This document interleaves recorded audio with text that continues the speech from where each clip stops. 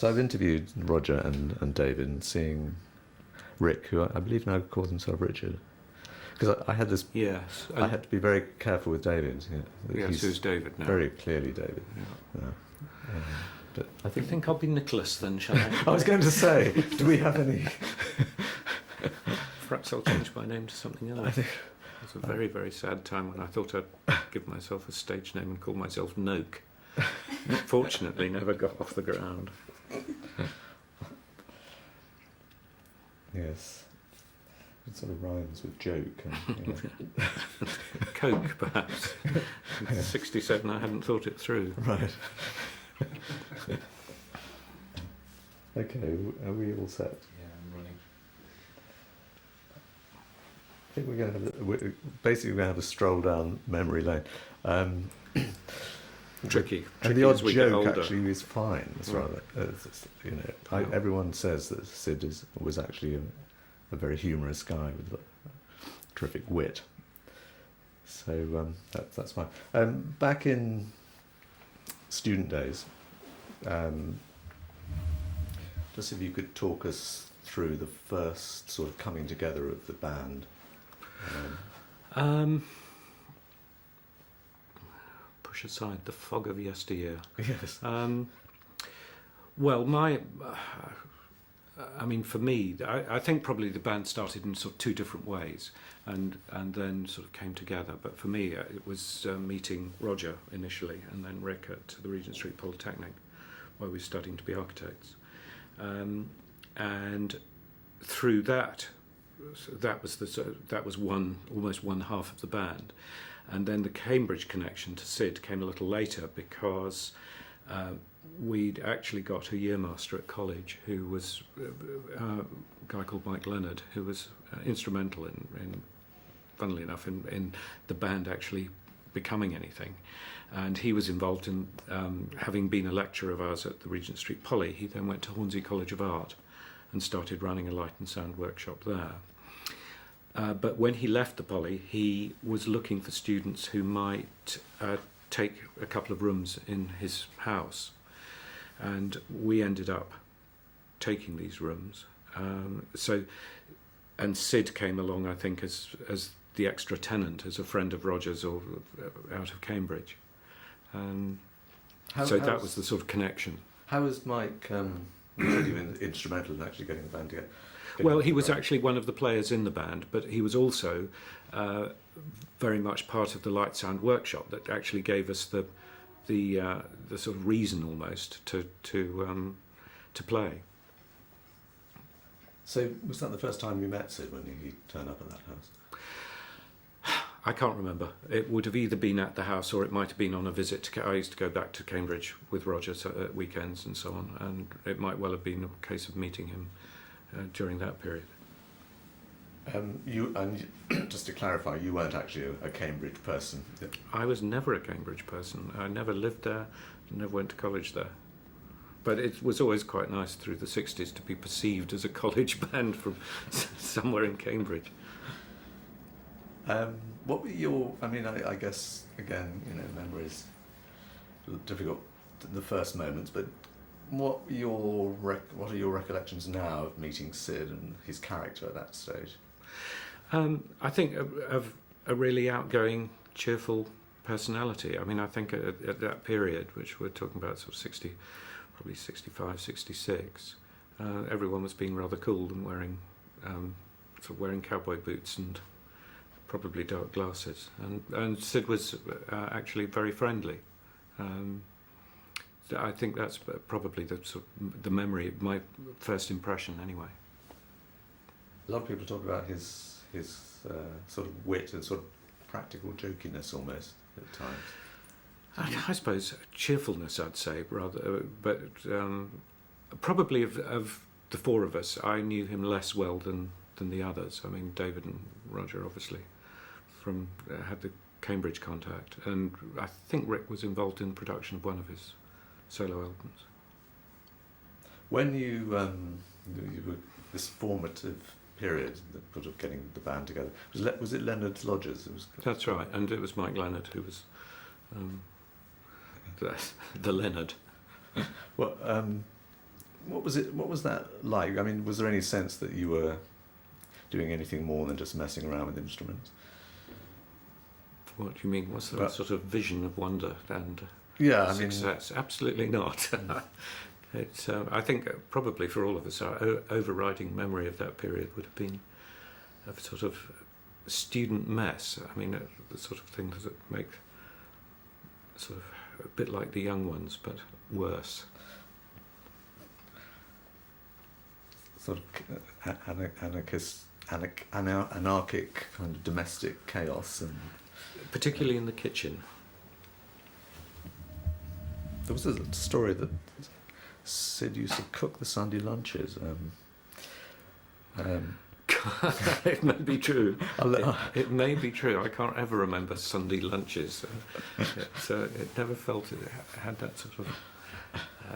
No, that sounds a little far-fetched, actually. I got this from Mike Leonard, actually. He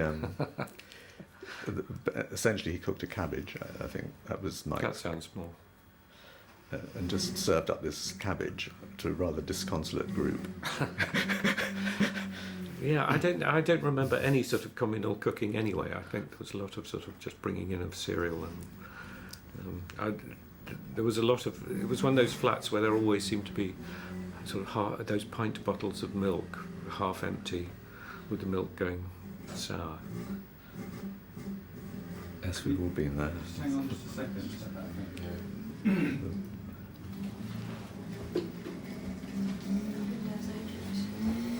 Is it?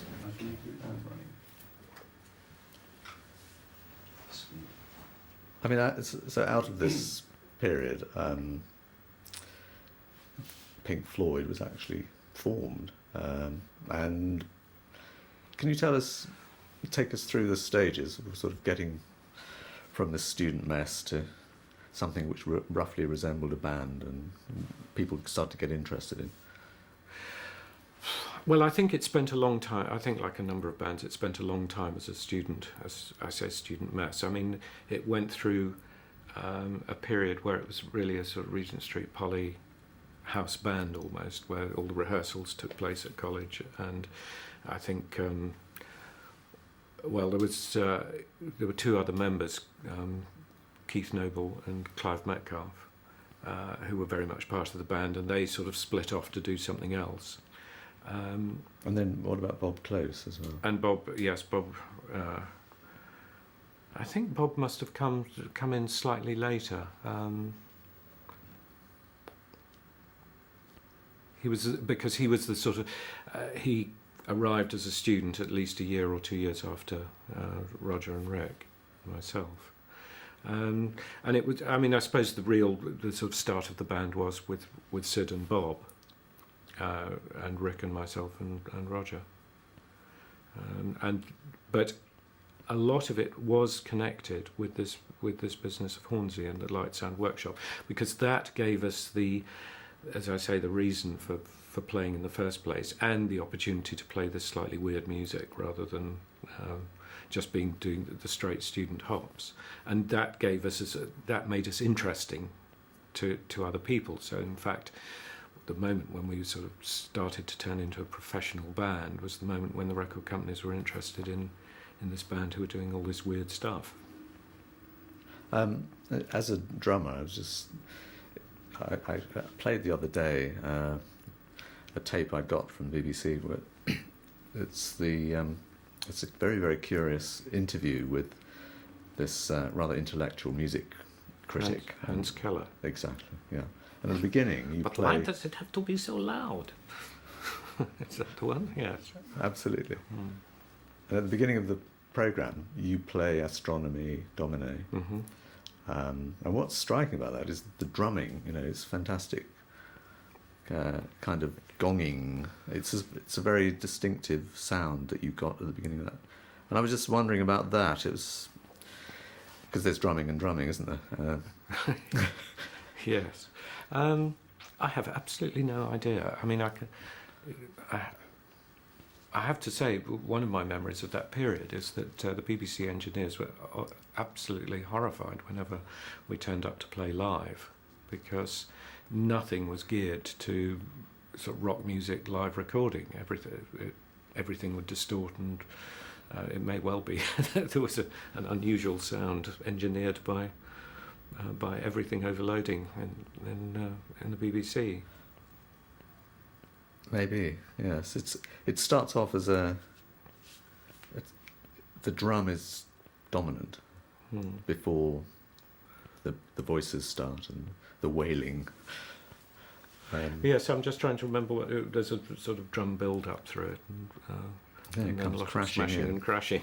But it's very, it absolutely sort of rivets you to. You'd watch it. I haven't seen it for a while, but it was. I mean, to be fair to poor old Hans, it was loud. Everything was loud. Well, it still is. That's rock music generally. And at what point did this move from beginning to sound interesting to record companies and managers and so on starting to get interested, and the whole thing starting to become professional? I don't think there was a sort of clear demarcation line, because in fact the curious thing was, in a way, we carried on two musical careers at the same time, because we were doing weird stuff we were doing weird stuff in everywhere, but we were if we took Interstellar Overdrive out to outside London, people hated it, and the record company sort of had us in the studio, and we made a sort of proper record with songs, but most of our live show were the very extended versions of these things, and they were particularly unpopular. And the first LP, Piper at the Gates of Dawn, is really a collection of songs. It's got those tracks on, but they're much, much shorter than Much shorter, yeah, absolutely. As I say, they were sort of vehicles almost when we went out to play live. Because people didn't do that kind of thing on record in those days, really, did they?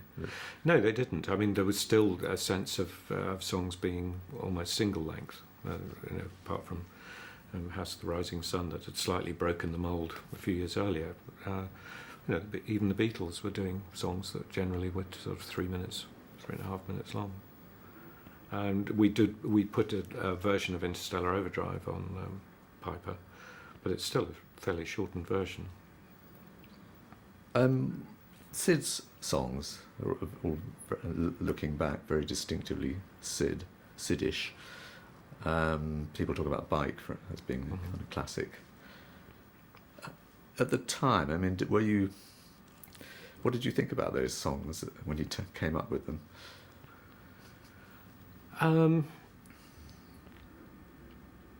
What did I think? I suppose I was just, I'd say I was always impressed by them. I don't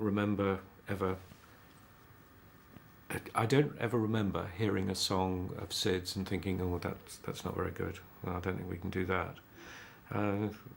He seemed to, I think he was, my impression is that he found writing relatively easy. I mean, having known a number of writers over the years, I mean, some people it just sort of flows out of, and other people really sort of struggle for it. Now, the impression with Syd was that it would just come fairly naturally. I mean, something like Arnold Lane, he tosses off this song about an old guy who's going around Cambridge sort of lifting panties off the line. Fairly unusual subject for a pop song, and it's sort of jokey as well in a way. Yes, but I mean, I think that's one of the. There's certainly quite a lot of humour, and there's quite a lot of whimsy, really. I mean, you mentioned Bike, or the gnome. I mean, Grimble Grumble. One would find some difficulty now, perhaps, in playing that live. But there is humour in the songs, and I mean, I think there's an undercurrent. There's probably an undercurrent of humour in more songs than we realise. Actually, I mean, I'm not just talking about Syd. I think people like to take rock and roll fairly seriously and try and play down any humour. Yeah, I agree. I think it's great to have these little touches, like in Bike, where he says, I'll let you ride it, but I've actually borrowed it. Yes. And it's not. I'm trying to get to in this film to sort of get some sense of why 30 years on he is such a kind of cult figure in a way, and why other people who make music now, younger people, are so interested in him. Have you got any thoughts on that?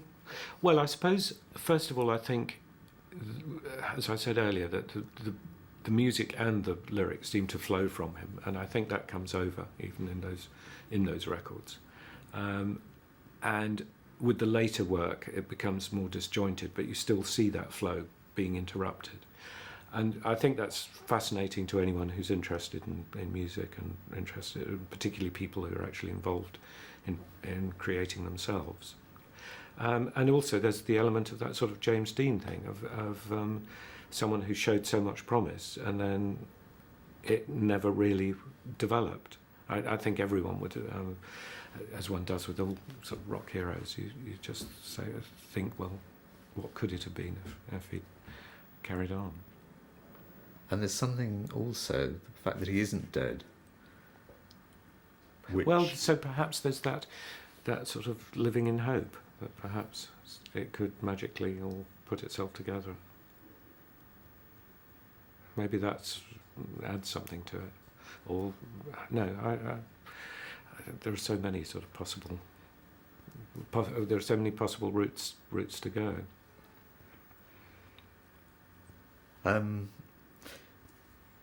The sort of stages were very fast when they were just thinking of how you went from the singles, Arnold Lane, See Emily Play, both pretty successful, and then the Piper at Gates of Dawn, and then it's sort of almost over for Syd at that point. Yeah, very quick. I think so, and I think there's a view that that perhaps, I say destroyed him, but that was an element that broke him. I mean, I'm sure everyone else has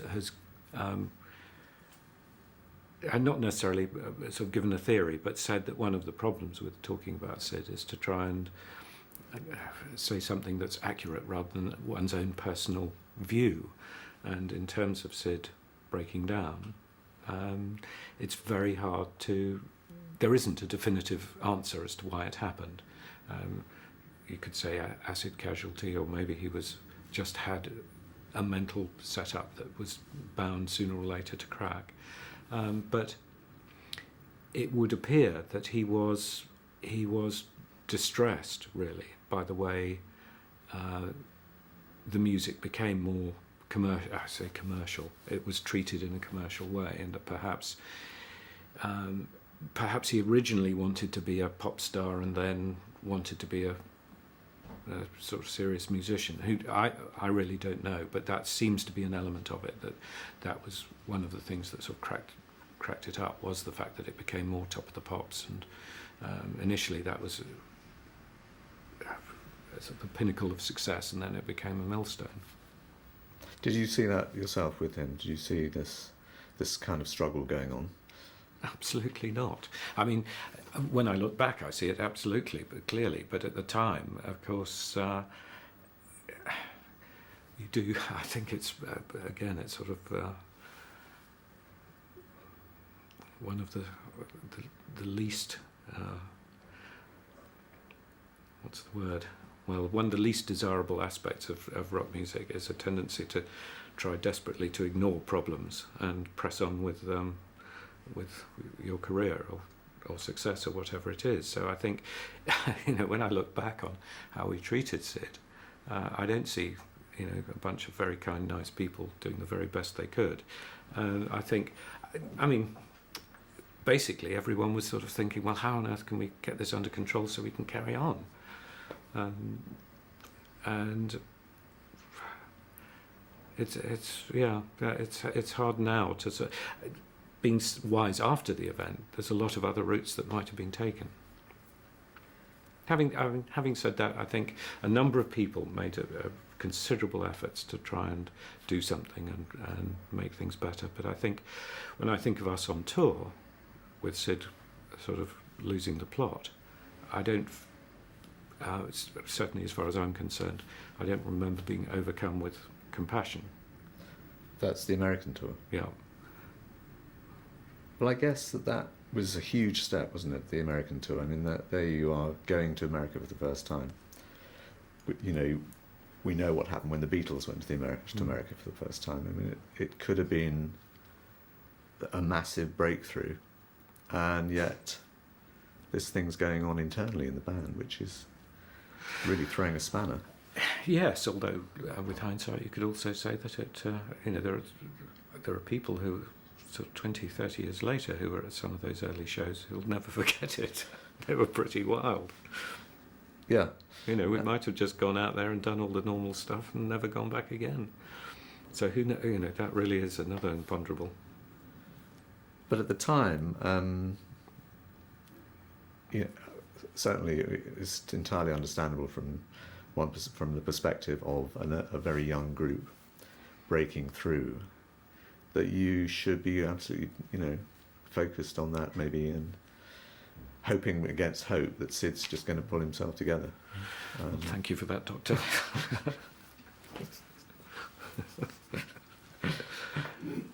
It sounds as though you were carrying around a bit of guilt about it, though. Oh, definitely. Yeah, definitely. I mean, I think, as I say, looking back on it, you think, oh, guilt, did we do that? You know, it wasn't compassion, it was rage. Come on. Actually, perfect therapy. Pull yourself together. Not something that perhaps is seen as the most helpful thing to say. I think Roger told us about this classic moment when you're on American TV. Which one? The Pat Boone show? Yeah. Mm. What do you recall of that?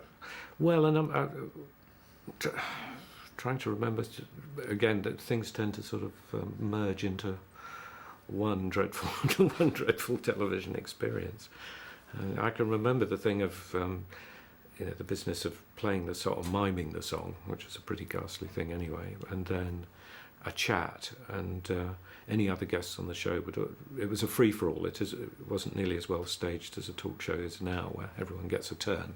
So if any of the other guests could butt in and put in their story or make a joke, then that's what would happen. So it was very difficult to get a word out anyway. But there was that moment where whoever it was, Pat Boone, I think, came over to Syd and attempted to engage him in conversation, with the rest of us all just freezing in alarm. And he basically said nothing. I can't remember what he said. No, it might come back to me. It was one of those moments where you just think this could all go horribly wrong, and actually Syd said something fairly innocuous. Roger described another time when they had a sort of rehearsal. Every time you did the rehearsal, Syd was fine, and every time the director said, "Okay, roll," you know, Syd just went completely catatonic, almost, you know, sort of refused. I'm sure that happened. I mean, my memories were probably more the business of Syd and his hair, the famous backstage story of him suddenly deciding that he didn't like his permed hair and demanding enormous amounts of hair gel so that he could try and straighten it. So he went on absolutely dripping with gel or grease. Oh God! Yeah. And then and standing on stage just detuning his guitar through a whole piece, which of course is a memorable piece of music actually, but pretty frightening if you thought you were playing a track you knew.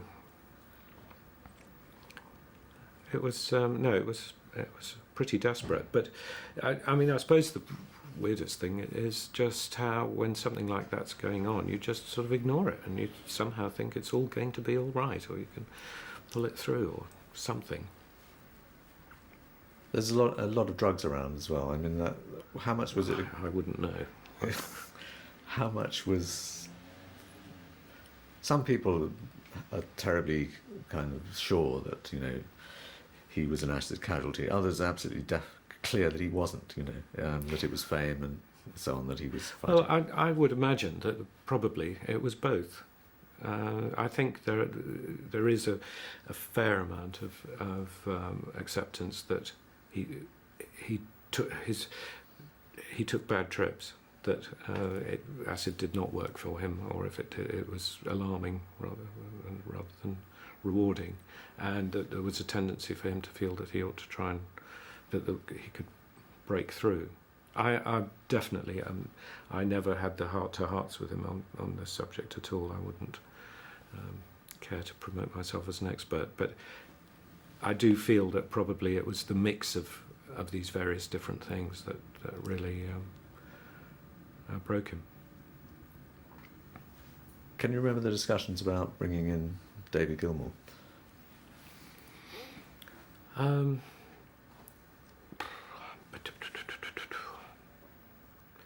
I think that I can't clearly remember though. I mean, we were just casting around for some sort of solution, and I think the fact that the Beach Boys had done something slightly similar, so there was a model of a possible way to go,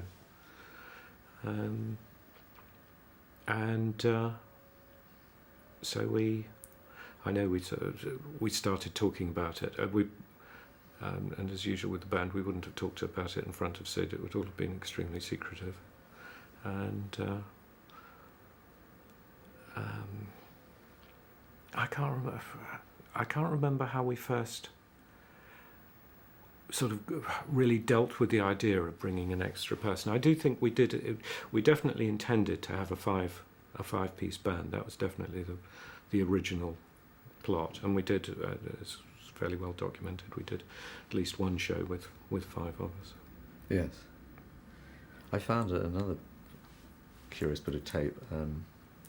Belgian TV recording of Apples and Oranges, and which one's that? Seemed to me that it was Syd's voice, but Dave miming.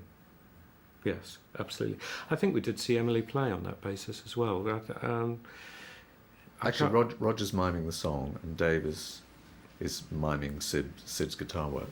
Right. Yeah. So it's this curious thing with Roger is singing, and it's definitely Syd's voice. Yeah. Yeah. No, I think I've seen that bit of film, and of course I don't remember doing it at all. But again, it when you just sort of get on with it. I mean, it is extraordinary. I suppose what I find peculiar is why we didn't, at various stages in our career, we didn't just retire and say, no, this isn't working, or this isn't going to happen. The curious thing about Syd is not only Syd, but is the whole business of the way bands work, and the fact that, it's been seen with, I think, the best examples might be things like Fleetwood Mac and Genesis, where you don't actually realise that there are other leaders waiting to jump on and take over.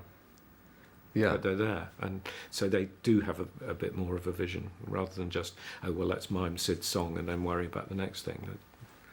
There's already a plot. There's a plan afoot. So there's got to be a stage when it seems like probably impossible that the band could be any other way, and somehow you've got to just keep going with the same sound.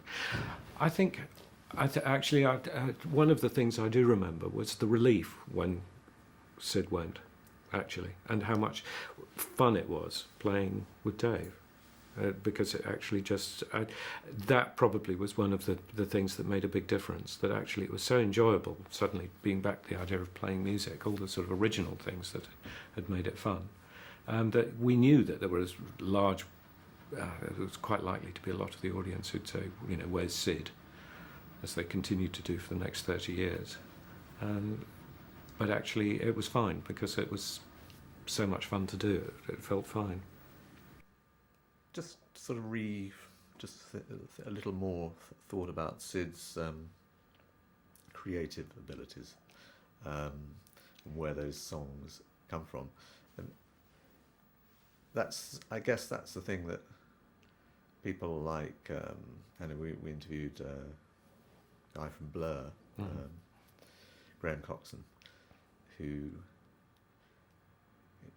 he's so sort of inspired and impressed by the songs as songs, and it's that thing that I'm trying to get insights into in a way. I mean, in a sense, deceptively simple, but also they are pop songs. They do have a great kind of... Yes, I mean, a lot of them are made, designed in proper pop song style, with verses and middle eights and solos and all the rest of it.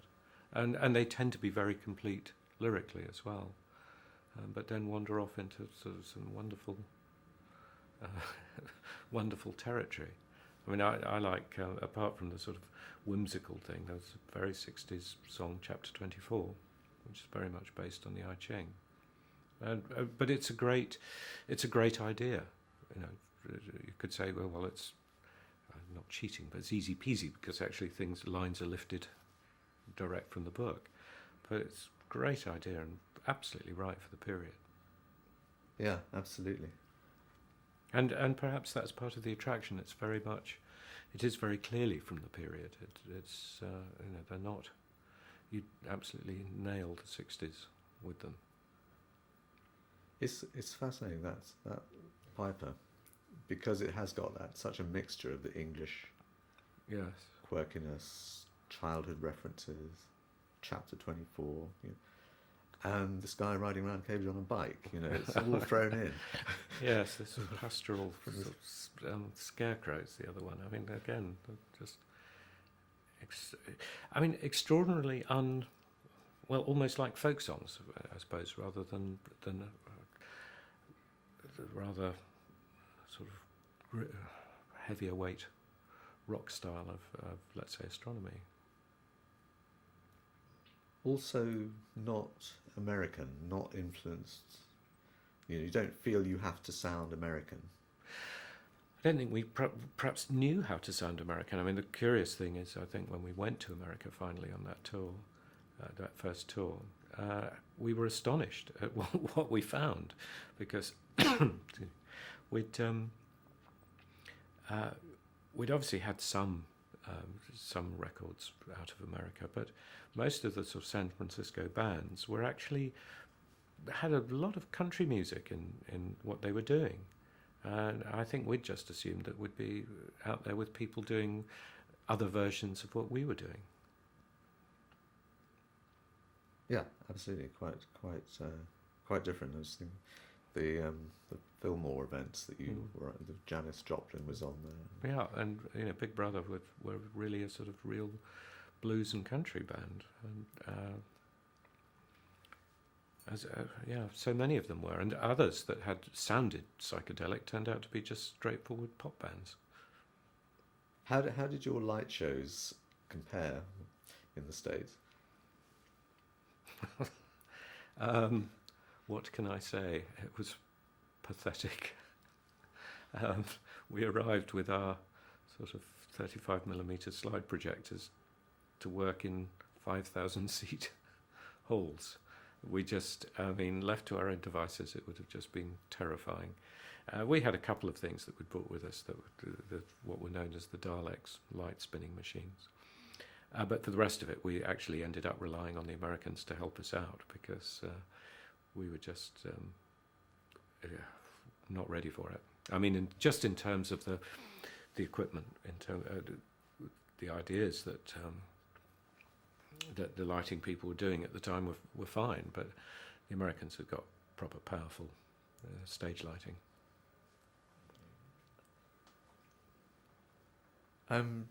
Just going back to the previous point, the fact that you didn't do what a lot of young English bands did, to sort of imitate the blues sound that was R&B kind of sound, and have the sort of South London version of which was a mix of the Stones, Yeah. of R&B. But Louisiana meets sort of Chigwell. Exactly.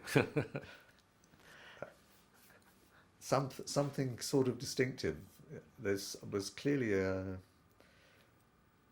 bit of a self-confidence there that you could do something different, which I found very interesting. That out of all the student Yes, playing. because and I suppose looking back on it, there was a lot of we used to play as when we were a student band. A lot of it was R&B and Beatles and Stones covers and Bo Diddley. I think there was Bo Diddley was very much an influence on Syd, and Syd's good. I suppose it's that thing of sort of. It is part of that sort of whole rock and roll thing. It's actually not about being a brilliant musician. It's about having some new ideas. And I think Syd just played guitar in a slightly different way and took a slightly different view of how to do things. There's something to be said. When I look back on, say, Bob Close, who's just a great guitar player, would have probably stayed in a more conservative groove if Bob had stayed in the band. But because it was pushing away from the sort trying to find things that you could do that are different and unique. Yeah, I think Bob has mixed feelings about it now. But I mean, he's great, a nice man. He's very funny on the subject. Yeah, I think he recognises that in a way, his own. He's still playing. Blues. Yeah, I've seen him a little bit. And, so I mean, he's actually playing the stuff that he always liked playing. Yeah, he was great. I mean, he was far too good for us, really. That was part of the problem. He'd love to hear that. We're seeing him this afternoon. Oh, really? I'll tell him. No, I'm very fond of him. In that sort of difficult period when things were going wrong with Syd, can you remember there were these, what now seem to be, almost records of his inner mind, thinking of Scream Your Last Scream, Vegetable Man, Hand Jug Band Blues. Very sort of raw, fragmented sounds, all of them. And two of them haven't ever been released. Scream Your Last Scream and Vegetable Man. They're all great, actually. Listening to them now, there's sort of terrific kind of punkish sound to them as well. Yeah. Predicting punkishness. But there was a lot of talk, I think, with EMI about whether to produce one of those as a single. I think "Scream Your Last Scream" was. Then they didn't. Yeah, so I think Peter Jenner put them out on sort of as a bootleg, feeling that they should be seen and heard. But I think they were sort of unfinished, and that was part of the problem. And I think some of them got. I do some vocals on them, and I suspect the others, didn't want me to shine. Which one do you do vocals on? Can't remember now. I think "Scream Their Last Scream." It's not my greatest work. I have to listen to it again very carefully. But didn't EMI override, decide not to go ahead with the release of them as "Scream Your Last Scream"? I think as a single. Override who? I don't know. Was it initially thought that it would be a single, and then there's. I think it was being designed as a single, and then something else. I really can't remember what. Are you going to talk to Peter and Andrew? Yes, we've talked to both of them actually. Yeah. You have. Yeah. In fact, I think Peter's giving us a bootleg version of it. Yeah. Whether we can use it or not. I don't know. Yes, could be slightly difficult. Could be a headache. Perhaps I've talked to EMI about it before. Yes. Get sued. You can do a final interview with the EMI lawyer. Yes. See what his view is of it all. Because I can't even quite remember the sort of order of events and the order of tracks and so on.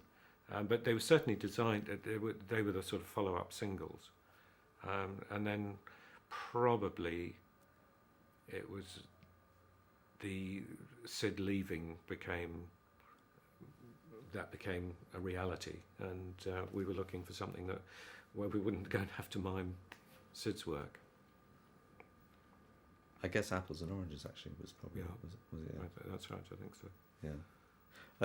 Just thinking about those songs, though, at the time, I mean, did you feel, my God, we're really kind of getting into something pretty heavy here? This, In which time? The Scream Your Last Scream recording time, the Vegetable Man, you're sort of in the... I think, as I said earlier, I think certainly my memory of it is of managing to sort of skate over it rather and ignore it as much as possible. I mean, that was very much our view anyway, I think. The tendency to try and just ignore it. I think one of the memories is of setting off for a gig. We used to we had a car and we'd go and collect whoever, in whatever order people need to be picked up. And on one occasion picking Syd up, and he was wearing sort of full makeup and not quite drag, but towards that. And there was just this sort of blank, let's just pretend it's normal and carry on. And don't say anything. Don't say anything, don't do anything. I mean, we had a sort of style almost of, if there was a problem, ignore it. And it finally sort of came to the point where we ignored it by not picking Syd up one day, just going off with the other four of us. Because he obviously, in terms of the group, he'd become a liability. We are, absolutely. I mean, I also was just thinking about it, there must have been some pretty funny moments too, I mean, because, being in a band is great fun. The problem really is that it tends to be you're either fighting or you're having fun. There's not much middle ground really. And touring, you're living in a small transit van. It's a fairly intimate relationship. So Syd's eccentricities must at times have, just had you falling about laughing. I mean, when you weren't trying to ignore them. Yeah. Shall I roar with laughter, or shall I try and kill him?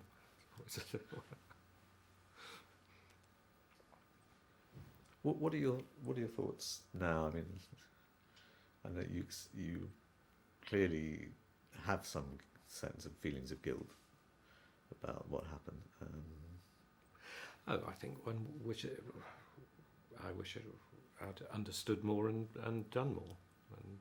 And maybe nothing could have been done, but of course one wishes one would have behaved in a more human way. I think that's the main thing. I don't sort of cast my mind back and think maybe we could have made it all right and we'd still be playing the gnome. Yeah, because it was obviously a far more underlying problem than anything that you could actually have done, really, perhaps. You might have made things less just painful, maybe, I don't know. Yeah, absolutely. I think we probably exacerbated the problem rather than helped. And having said that, as I say, I think there were a number of people who did try and do their best for him and there were attempts to get him to therapy and so on, but because I'm sure you talked to someone who's talked about Ronnie Lang and those stories. Yeah, he never actually went in to Ronnie. No, he didn't. But I think, was there a line from Lang about? I think someone said that they described all of Syd's symptoms to him, and he did say something like, "Well, are you sure this is Syd's problem?" Which maybe was a good thing to say.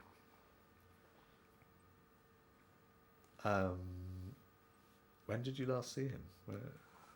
I think, in my case, probably the Wish You Were Here recordings. Occasional sort of sightings are reported to me, but I think that's the last time I saw him. Actually, I'd love to get your account of the Wish You Were Here sighting, because everyone has an interesting, different memory. Well, my memory was coming into the control room and seeing this large bloke in a raincoat who was there with, and I thought, well, no one's introducing me, so no one knows who it is, was my first thought. So he's obviously coming off the street, and everyone's sort of wondering who's going to try and get rid of him, or does he know someone there? And finally someone said to me, do you know who that is? And I had to say no. And they said Syd. And it really took a moment to sink in, because there's completely changed, a different person. You know, I remember Syd as he is basically on the cover of Piper. Well, more or less. I mean, not obviously in triple vision, but there was this guy who just looked like someone else. Apparently he was huge. Yeah, huge, bald, or shaven head. And I can still sort of see it in my mind's eye now. And when I think about it, I can still see his eyes. But it was everything else that was different. That is shocking, actually, to see his eyes. So you knew the end, it was him. Yeah.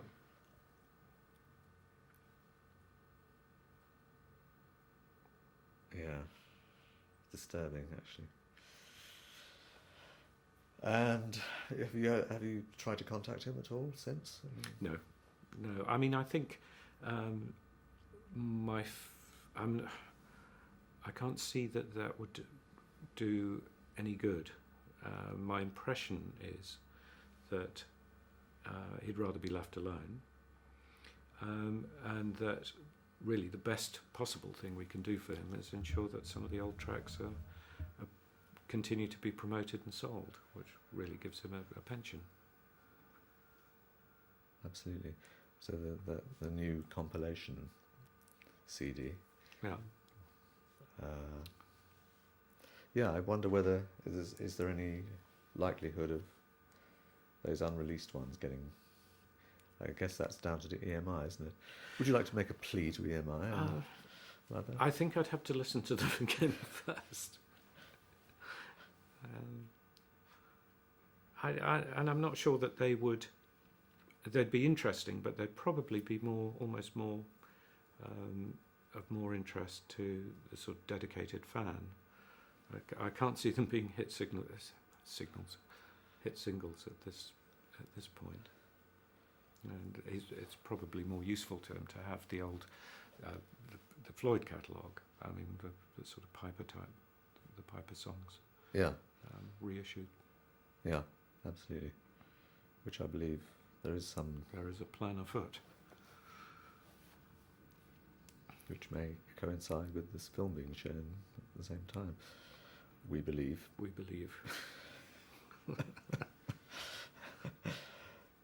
Great. Well, that was a fairly guarded end, wasn't it? For God's sake, don't tell anyone what's happening.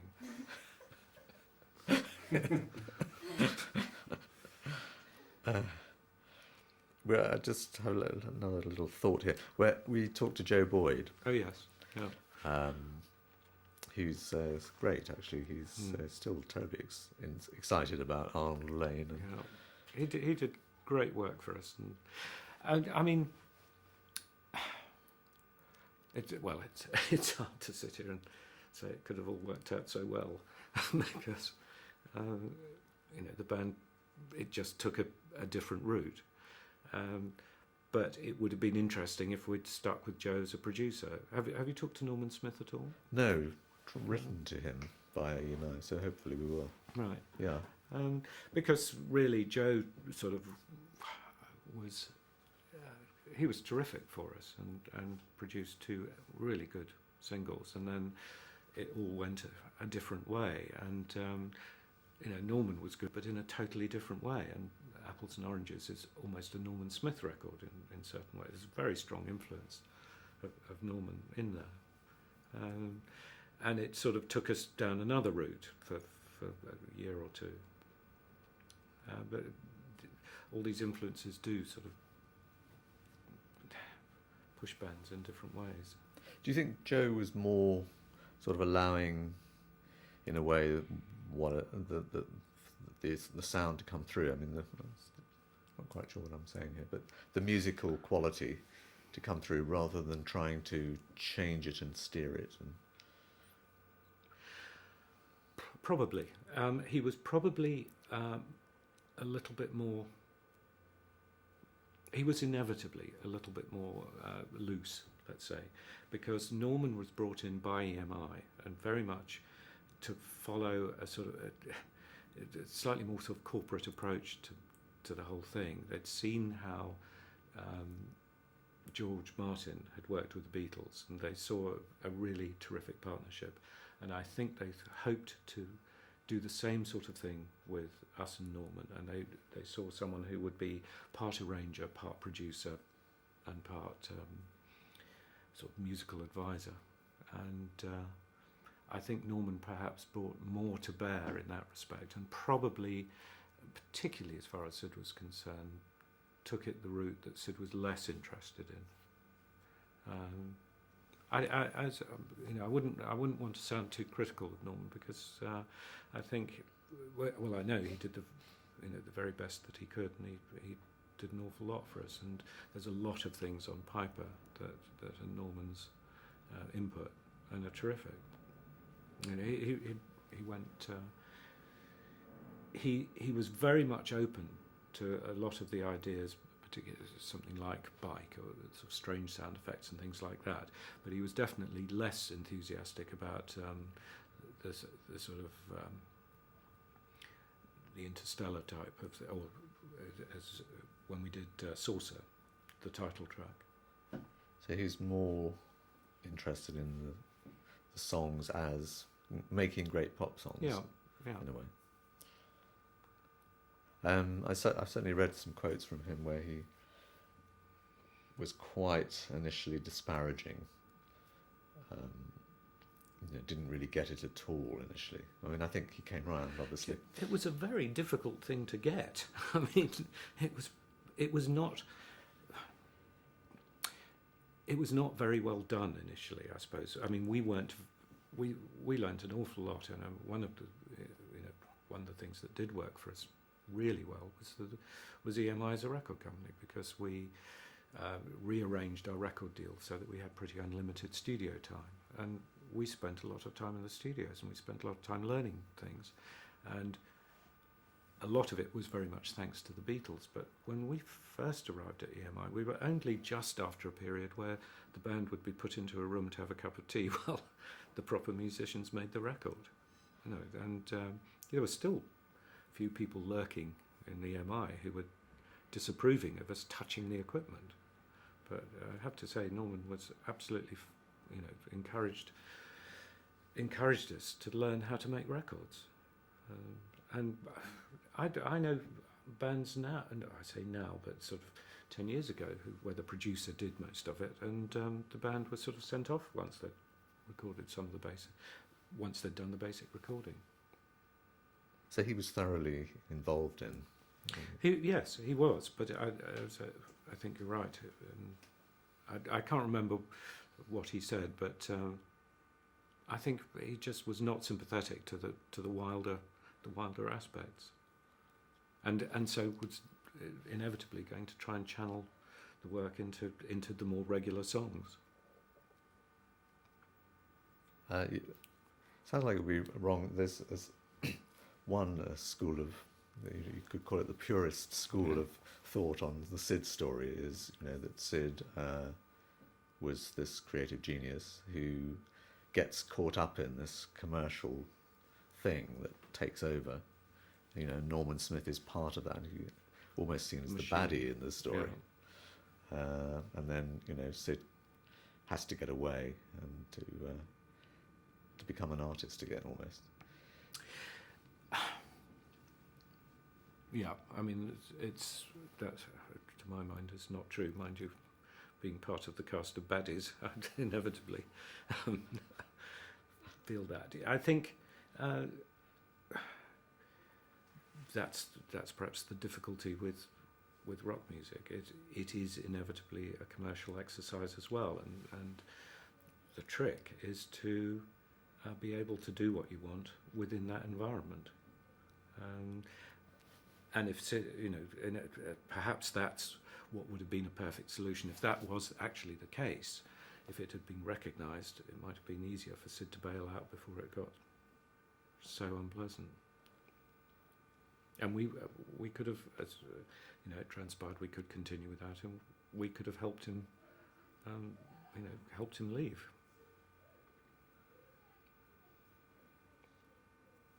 Just a couple more, and then I'll let you go. Thank you. I can feel my body language as my hands get tighter and tighter as the questions get more difficult. Oh God, sorry about this. I was going to, hope this doesn't throw you.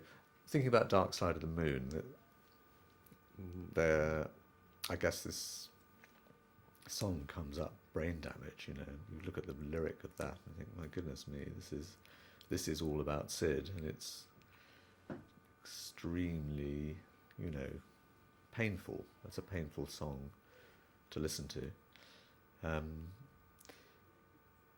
When that came up, was that, did you kind of talk about it, or was it something Roger just came in with and said, okay, here we go?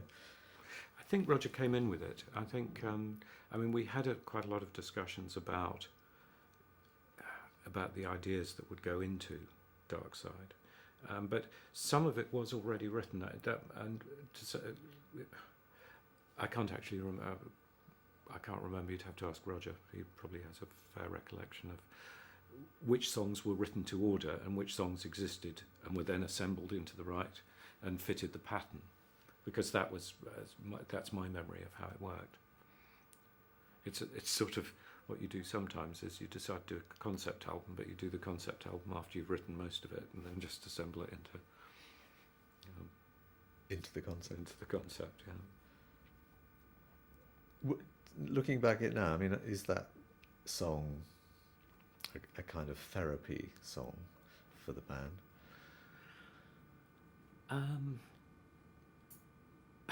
It's such a wild concept of the band as therapy. You have therapy to get over the business of being in the band. I don't know. I don't think so. Again, I'd put it down to this business of Syd creeping in, unknowingly.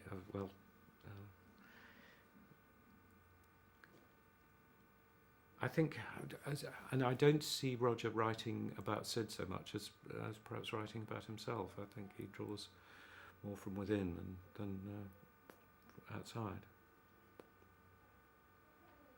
So some chattering there. Yeah, we need to. I'm going